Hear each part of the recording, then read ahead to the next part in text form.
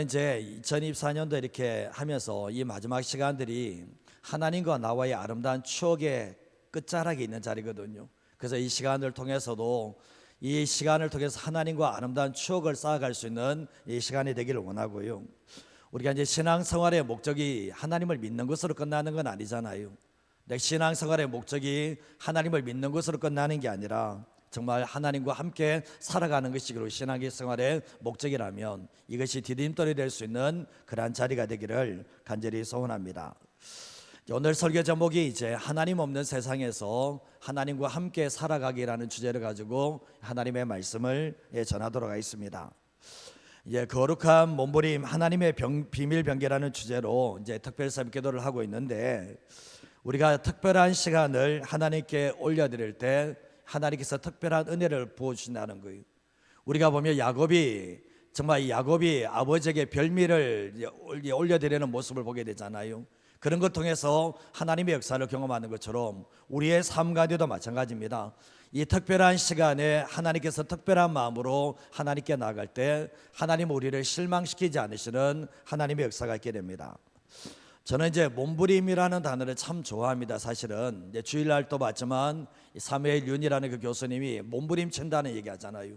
내 삶의 현장 속에서 나는 몸부림치며 살고 있다라고 얘기하는 것처럼, 삶을 살아갈 때 어떤 사람들은 몸부림치면서 하나님께 살아가는 사람이 있는가 하면 어떤 사람들은 대충 적당하게 삶을 살아가는 사람들도 있다는 것을 알게 됩니다. 근데 세상에 믿지 않은 사람들도 치열한 세상 속에서 무너지지 않으려고 몸부림을 칩니다. 세상에 믿지 않는 사람들도 세상에서 뒤처지지 않기 위해서, 내 인생 실패하는 삶으로 끝나지 않기 위해서 몸부림을 치게 되거든요. 그러면 우리가 예수님을 믿는 사람들은 이 세상 속에서 신앙을 잃어버리지 않고 하나님께 쓰임받기 위해서는 거룩한 몸부림을 치지 않으면 안 된다는 것을 알게 됩니다. 아무리 힘든 상황에 있다 할지라도 하나님은 살아계시거든요. 하나님은 살아계시기 때문에 하나님 앞에서 힘들고 어려운 상황 가운데서 그 상황에서 자포자기하는 것이 아니라 하나님 앞에 거룩한 몸부림을 쳐나갈 때 하나님께서 우리를 불쌍히 여겨주시고 상황들을 역전시켜 주시는 하나님의 역사가 있게 됩니다. 근데 하나님께서 우리가 거룩한 몸부림을 칠 때 하나님께서 우리의 인생을 역전시켜 주시고 나를 통해서 하나님의 새로운 역사가 일어나게 되지만, 죽은 자는 아무런 몸부림을 치지 않습니다. 우리가 죽은 물고기는 그냥 물개에서 그냥 떠내려가는 것 뿐이잖아요. 그런 것처럼 우리가 보면 살아있는 사람들, 하나님의 생명을 가진 사람들은 죄악된 세상 속에서 그냥 떠내려가지 않아요. 하나님의 생명을 가진 사람들은 이 죄악된 세상 속에서 이기는 자가 되기 위해서 몸부림을 치게 된다는 거죠. 그때 몸부림을 치게 할 때 내가 이기는 것이 아니라 하나님께서 이기게 하시는 하나님의 역사가 일어난다는 거죠. 저도 사역을 하면서 이런 분들을 보기를 원해요.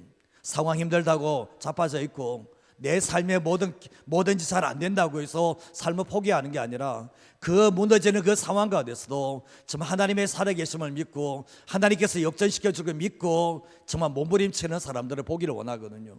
근데 그런 삶 속에서 하나님의 일하심이 있다는 것을 잊지 마시기를 바랍니다. 저는 이제 저와 여러분들이 하나님의 비밀 병기로 쓰임받기를 원해요. 그냥 이 땅에서 축복 좀 받고 내 인생 좀 잘 되고 인생 끝나는 게 아니라 정말 하나님의 비밀 병기로 쓰임받기를 원하는데, 오늘 이런 시간을 통해서 시작을 했다면 끝을 볼 줄 알아야죠. 저는 교회에서 참 안타까운 것 중에 하나가 뭐냐면, 어떤 사람은 시작을 했으면 끝을 보는 사람이 있는가 하면 어떤 사람들은 하는 것도 아니고 안 하는 것도 아니고 이거 시작했다가 하면 뭐가 야무지게 기도하고 야무지게 하나님께 찾아서 내 심령 가운데 역사하시고 내 삶에 역사하시는 하나님을 경험할 줄 아는 그런 사람들이 되기를 간절히 소원합니다. 이 마태복음 16장 13절에서 16절 말씀에 보면 예수님께서 이제 빌립보 가이사랴 지방에 이르러서 제자들에게 묻습니다. 다른 사람들이 나를 누구라 하느냐고 주님이 질문을 했을 때, 그때 더러는 세례 요한, 더러는 엘리야, 더러는 예레미야 나 선지자 중에 한 명이라고 당신을 이야기합니다. 예수님이 누구인지를 정확하게 모르는 모습을 보게 되죠. 그때 예수님께서 그렇다면 너희들이 나를 지금까지 따라왔는데 그러면 너희는 나를 누구라 하느냐고 질문을 했을 때 아무도 대답을 못하는 상황이 있었습니다. 정말 다른 사람이 나를 누구냐 했을 때는 쉽게 대답을 했는데, 너희는 나를 누구라 하냐고 대답했을 때 한동안 침묵이 있는 가운데서 시몬 베드로가 담대하게 말을 합니다. 주는 그리스도시요 살아계신 하나님의 아들이십니다라고 고백을 하게 되거든요. 근데 이 빌립보 가이사라 지방은 정말 황제의 신상이 가장 잘 보이는 곳에 이 언덕에 세워진 곳이 바로 이 빌립보 가이사라 지방인데, 한마디로 얘기하면 예수님을 주님으로 인정하는 것이 아니라 이 황제 가이사를 정말 주님으로 주라고 인정하는 이곳이었던 거죠. 근데 예수님과 하나님을 정말 주인으로 인정하지 않는 그곳에서 예수님이 질문하셨는데 아무도 대답하지 못하는 가운데서 베드로만이 유일하게 대답했던 것이 당신이 주님이십니다. 황제가 주님이 아니라 당신이 주님이십니다 하겠는데, 우리도 마찬가지입니다. 세상에 있는 많은 사람들이 정말 주가 하나님이 아니고 예수님이 아닌 세상 속에서 우리가 고백해야 될 게 뭐냐 보면, 오직 예수님만이 주인이시고 예수님만이 그리스도이시고 예수님은 하나님의 살아계신 아들이라고 고백할 수 있는 그 신앙이 되셔야만 된다는 거죠. 근데 이것이 베드로의 머리에서 나왔는가? 베드로의 머리에서 나온 게 아닙니다.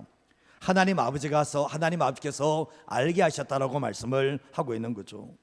우리의 삶을 살아갈 때 이게 세상의 한복판 속에서, 죄악된 세상 한복판 속에서 하나님을 인정하지 않는 세상 속에서 분명한 신앙 고백을 할 수 있다는 것이 복이고, 그리고 하나님이 없는 곳에서 이렇게 예수님을 주님이라고 인정한다는 것이 쉬운 신앙은 아니라는 것을 알게 됩니다.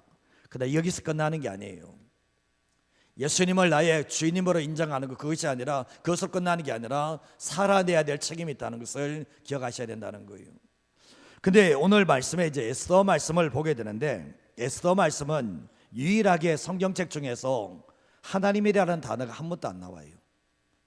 에스더 말씀에는 하나님이라는 단어가 한 마디도 안 나오고, 율법, 언약, 성전, 기도, 말씀 한 마디도 안 나옵니다. 사실은 한마디도 안 나오는 이런 상황 가운데 있거든요.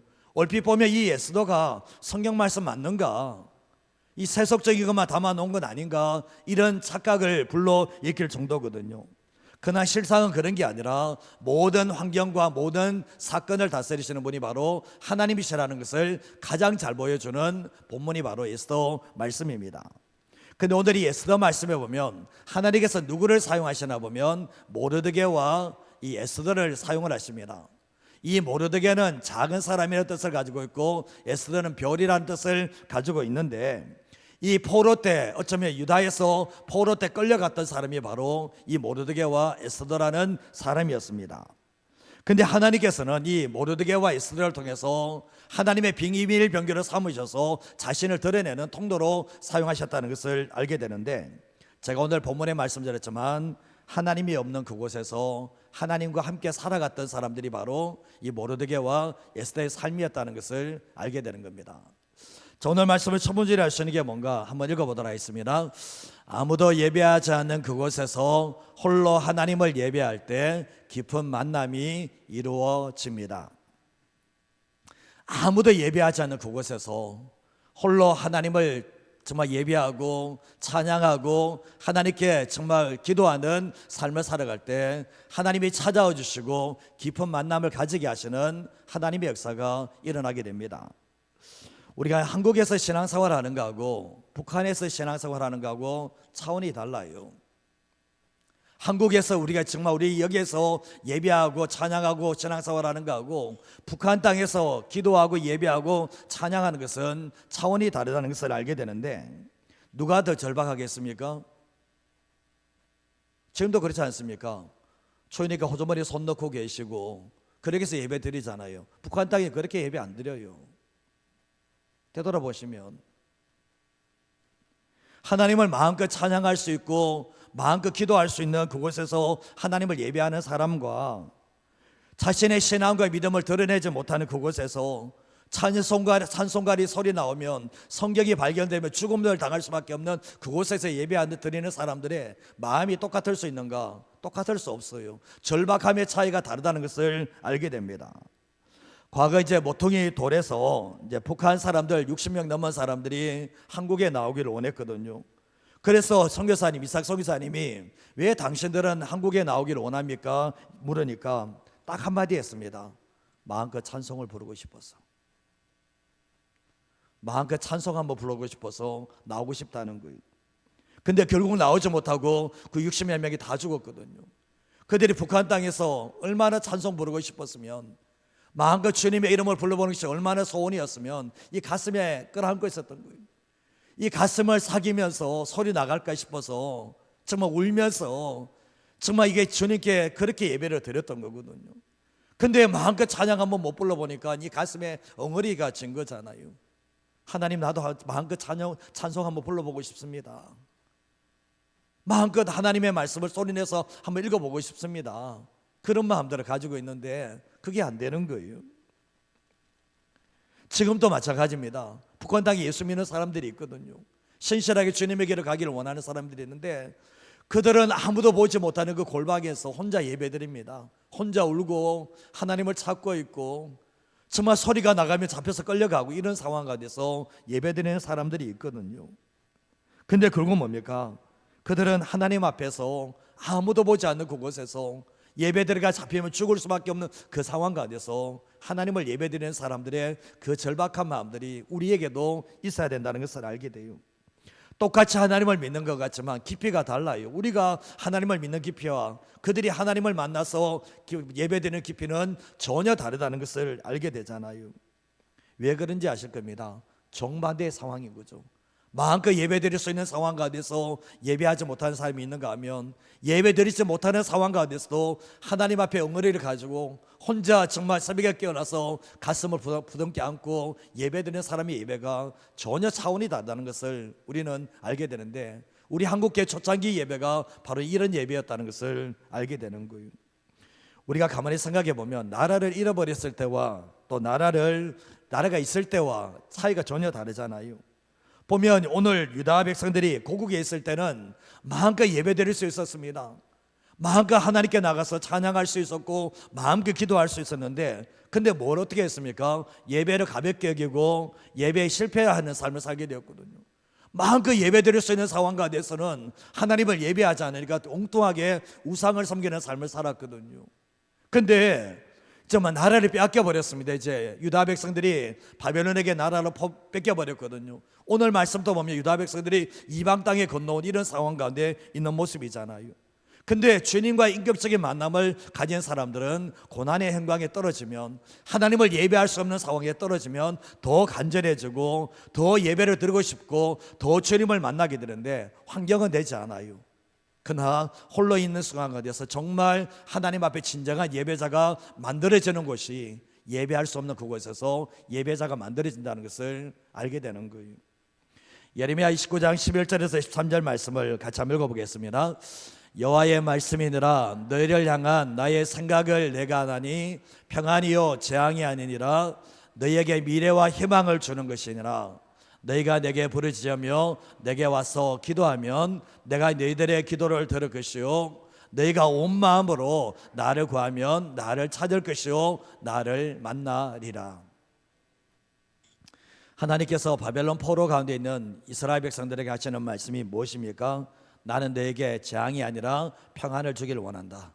그리고 내가 너희에게 미래와 희망을 주기를 원한다. 여기까지 끝난 게 아니에요. 그런데 주님이 하시는 말씀이 뭡니까?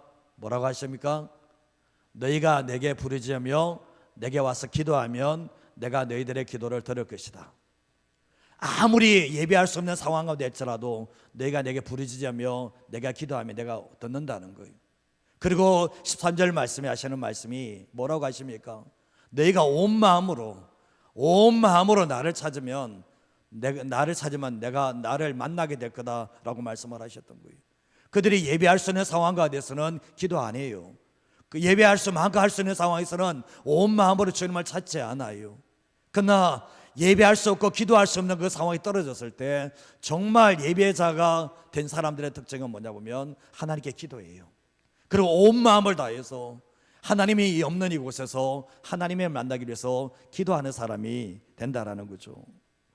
우리가 구약 성경의 요셉의 모습을 한번 보시면, 요셉이 아버지 집에 있을 때는 인격적인 주님과의 만남이 없어요. 귀로 듣는 하나님이에요.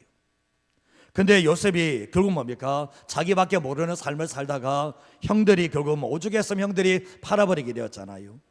미디안 상인에 팔려서 애굽 땅에 건너가게 되었는데, 근데 그곳에서 이제 죽고 싶어도 죽지 못하는 상황 가운데서 하나님이 찾아오십니다. 하나님이 찾아오셔서 이제는 자기 집에 있을 때는 마음껏 예배드릴 수 있는 상황 가운데서는 그렇게 하지 않았다가 정말 애굽 땅에 노예로 팔려와 가지고 이제 하나님을 만나게 되면서 홀로 골방에서 하나님을 예배하기 시작합니다. 정말 이 예배가 얼마나 소중한지 그 자리에서 이제 함께 마음껏 찬송할 수도 없는 그런 상황 가운데서 거기에서 하나님을 찾게 되고 거기에서 하나님을 만나게 됩니다. 거기에서 철저하게 몸부림을 치는 게 뭐냐 보면 아무도 예배하지 않는, 아무도 하나님을 찾지 않는 그곳에서 요셉 한 사람이 그 땅에서 하나님을 예배하고 하나님을 찬양하고 하나님을 만나게 됩니다. 근데 결국 뭡니까? 인생의 역전은 홀로 있는 그곳에서 하나님 앞에서 예배자가 되었을 때 새로운 역사가 일어난다는 것을 말씀을 통해서 보게 됩니다. 요셉이 소리내서 기도했을까요? 요셉이 소리내서 찬양했을까요? 안 됩니다. 노예 주제에. 그러나 뭡니까? 하나님의 찾아오심은, 하나님의 살아계심을 부인할 수 있는 그 주님을 경험했을 때 그 혼자 이불 덮고 서고 하나님께 울면서 예배드리며 기도했을 것이 분명하다는 것을 우리는 충분히 상상할 수가 있는 겁니다. 오늘 에스더 1장 1절에서 3절 말씀을 보시면 페르시아 아하수에로 왕 때 일어난 일입니다. 근데 이 아하수에는 인도로부터, 인도는 인더스 강을 얘기하고 있거든요. 근데 거기에서부터 구스까지 127지방을 다스리는 왕이다라고 말씀을 하고 있습니다. 근데 뒤에 말씀에 아하수에 왕이 수상국에서 즉위하고 왕위에 3년에 모든 지방공과 신하들을 불러서 잔치를 베푸게 되는데, 근데 뭡니까? 다 왕 앞에서 정말 이게 잔치를 벌이고 있는 모습을 보게 됩니다. 근데 우리가 이 아하수에로 왕은 이제 크세르크세스라는 왕인데, 근데 인도는 인더스강 서쪽 지역을 이야기하고 있고 오늘의 얘기하면 파키스탄 지역을 이야기합니다. 그리고 구스는 오늘날의 에티오피아 지역을 이야기를 하고 있거든. 나일강 상류 지역을 이야기를 합니다. 근데 얼마나 땅이 넓었던지 결국 뭡니까? 이 즉위를 하게 되면서 모든 자기 신하들에서 이 잔치를 베푸게 되는데 180일 동안 180일이면 1년에 이 반입니다. 반 조각 나는 거예요. 이 180일 동안 잔치를 베푸게 되는데, 근데 이 결국 뭡니까? 이 페르시아 이 아수르의 왕도 마찬가지지만 하나님 없는 세상의 표본이라는 것을 알게 돼요. 하나님을 즐기면서 이 정말 이렇게 잔치를 벌인 게 아니라 하나님 없는 사람들이, 영혼은 없이 육체만 남은 사람들이 결국은 즐기는 잔치라는 것을 알게 되는 겁니다. 근데 여기에서 누가 등장을 하는가? 모르드게라는 인물이 등장을 하고 에스더라는 인물이 등장을 합니다. 이곳에서 하나님을 섬기지 않는 곳에서, 하나님을 섬기지 않는 왕 밑에서 하나님을 예배하고 마음껏 찬양할 수 있는가? 그럴 수 없습니다. 다니엘이 어떻습니까? 다니엘이 바벨론 포로로 잡혀갔을 때 기도도 못합니다. 기도해서 잡혀가서 죽을 뻔한 위기가 떨어졌습니다. 이런 상황 가운데 있거든요. 근데 결국은 뭡니까? 아무도 하나님을 예배하지 않는 그곳에서 모르드게라는 인물이, 에스더라는 인물이 혼자서 예배하고 하나님을 찬양했다는 것을 우리는 충분히 알 수가 있게 되는 거예요. 이 말씀에는 예배했다, 기도했다 이런 내용 하나도 안 나옵니다. 에스더 말씀에는 기도했다, 예배했다 한마디도 안 나와요. 사실은. 그러나 하나님을 위해서 이렇게 쓰임받는 사람들의 특징이 있다면 예배하지 않고 기도하지 않고 이런 사람이 될 수 없다는 것을 알게 되는 거예요. 하나님의 일하심의 시초가 어디 있겠나 보면 예배할 수 없는 그곳에서 예배하는 자를 통해서 하나님의 일하심이 시작됩니다.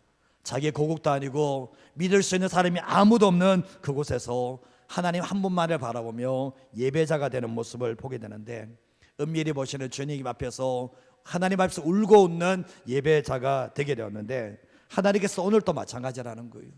이 자리에 나오셨지만 정말 예배할 수 없는 상황 가운데서 이 자리에 나오신 분도 계실 수 있을 거라고 생각해요. 그 사람이 드리는 예배하고 모든 상황이 다 좋아진 상태에서 드려진 예배는 차원이 다르다는 것을 알게 되는 거예요. 오늘 이 말씀을 보시면 모르드게와 에스더는 그 이방 땅에서 하나님을 예배하는 그 삶 자체가 쉽지만은 않았지만, 쉽지 않은 상황 가운데서 얼마나 하나님 앞에 절박하게 예배했고 홀로 있는 그곳에서 얼마나 하나님 앞에 절박하게 기도했을지 분명하다는 거죠.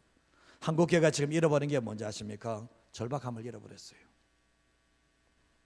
예배를 통해서 주님 안 만나면 내 인생 죽는다라는 이런 절박함들이 사라져버렸어요. 어느 순간에 하나님도 하나님 없어도 살아갈 수 있는 세상이 되었거든요. 세상은 어차피 하나님 없는 세상이지만 예수 믿는 사람들은 하나님 없는 세상 속에서 하나님과 함께 살아가기 위해서는 첫 번째 관문이 뭐냐 보면 내가 하나님 앞에 절박한 예배자가 되는가, 그게 너무나 중요하다는 것을 알게 되는 거예요. 마태복음 6장 6절 말씀을 한번 읽어보도록 하겠습니다.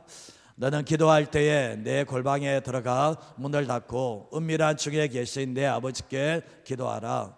은밀한 중에 보시는 내 아버지께서 갚으시리라. 아멘. 사람에게 보여지는 예배는 한계가 있습니다.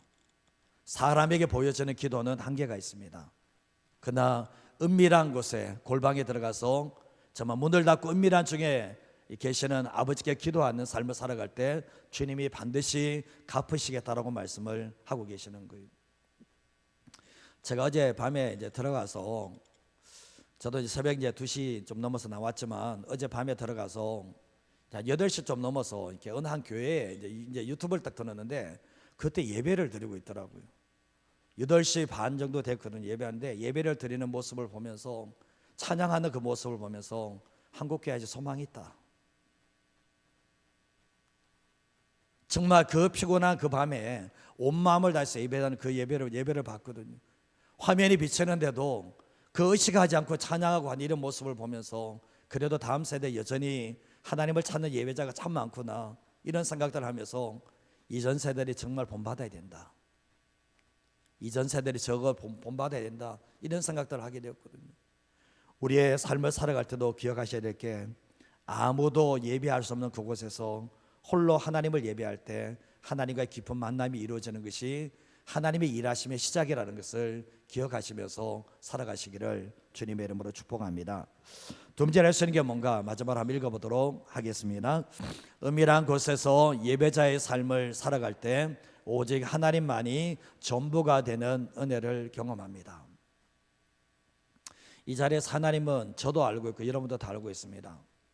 하나님이 우리의 삶의 전부가 되는가.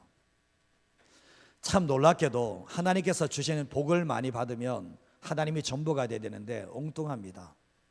하나님의 복을 받은 사람들이, 하나님만 의지하는가, 그렇게 삶을 살아가는 사람들이 거의 없습니다. 이상하죠. 하나님의 복을 그만큼 받았으면 하나님 한 분만 의지하는 삶을 살아가야 되는데 거기에 실패하는 것들이 이스라엘 백성들의 모습이었고 우리들의 실패라는 것을 알게 됩니다. 우리가 성경에서 다니엘과 세 친구의 모습을 보시면 바벨론 포로로 잡혀가잖아요. 하나님을 인정하지 않는 바벨론이고, 바벨론 왕들은 특별히 하나님을 인정하는 것이 아니라 자신을 섬겨라고, 자신을 왕으로 섬겨라고 얘기하고 있잖아요. 근데 다니엘과 세 친구가 거기에 들어가서 이름이 바뀝니다. 이름이 계명을 시켜버리고 거세를 시켜버립니다. 그 당시에 신하로 들어가면 남자들은 다 거세를 해버려요. 다니엘이 애 낳았다는 얘기가 없잖아요, 성경에서. 근데 다니엘과 세 친구가 거기에서 어떤 모습인지 알잖아요. 내가 다른 사람에게 내가 믿는 하나님을 드러낼 정도 같은 풀무불에 던져가는 데서도 내가 부인하지 않을 정도 같으면 홀로 있는 시간 속에서 얼마나 하나님을 예배했는지 이해 가시죠? 상상 가시죠? 하나님과 얼마나 깊게 만났으면 정말 자기를 죽이려고 하는 사람 앞에서도 정말 두려워하지 않고 죽음을 선택해 내가는 모습을 보게 됩니다. 이것은 인격적인 주님을 만난 수준이 아니에요. 그 수준이 아니라 자신의 모든 것을 걸고 자기의 생명을 걸고 오직 하나님만 섬기겠다는 그 신앙으로 세워지는 모습을 보게 되잖아요. 이게 어떻게 가능했을까 생각해보면 주님과의 인격적인 만남, 그냥 스쳐가는 이런 만남이 아니라 극도로 친밀한 주님과의 만남이 있었을 때 이 역사가 가능했다는 것을 알게 되는 거예요. 제가 좀 전에 말씀드린 하나님이 없는 그곳에서 이 다니엘과 세 친구도 하나님과 함께 살아가잖아요. 다른 사람들은 하나님을 없다고 얘기하며 하나님이 있는 이들을 비판하지만 그 가운데서도 하나님과 함께 살아가는 사람이 됐다는 것을 알게 되는 거예요. 주님께서 우리에게 원하는 것도 그렇지 않습니까? 세상이 하나님을 인정합니까? 인정하지 않잖아요. 그러나 우리가 그 주님과의 극도의 친밀함 속에서 우리가 하나님과 함께 살아가고 하나님을 드러내기를 원하는 것이 하나님께서 우리에게 원하시는 신앙입니다. 이 새벽에 왜 나오셨습니까? 그거 하자고 나온 거 아니에요, 사실은. 시편 16편 1절과 2절 말씀을 한번 읽어보겠습니다. 하나님이여 나를 지켜줘서 내가 주께 피하나이다. 내가 여호와께 아뢰되 주는 나의 주님이시오니 주밖에는 나의 복이 없다 하였나이다.